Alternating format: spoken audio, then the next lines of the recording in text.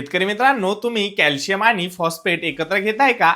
तर तुम्ही हा व्हिडिओ नक्कीच शेवटपर्यंत बघा. मित्रांनो, तुमचे खत पण आणि पैसा पण हे दोन्ही पण वाया जात आहे.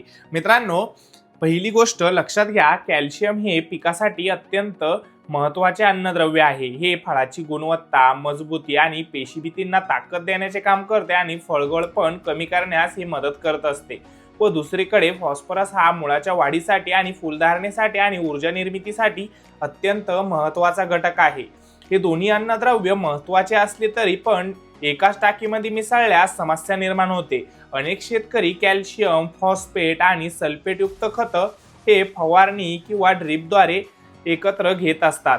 मित्रांनो, कॅल्शियम आणि फॉस्फेट हे एकत्र आल्यास हे अभिक्रिया होऊन कॅल्शियम फॉस्फेटमध्ये याचे रूपांतरित होत असते. त्यामुळे परिणामी टाकीमध्ये गाळ तयार होतो आणि कडकपणा निर्माण होऊन येतो. मित्रांनो, तर यापुढे तुम्ही नक्कीच हे खते मिक्स करू नका.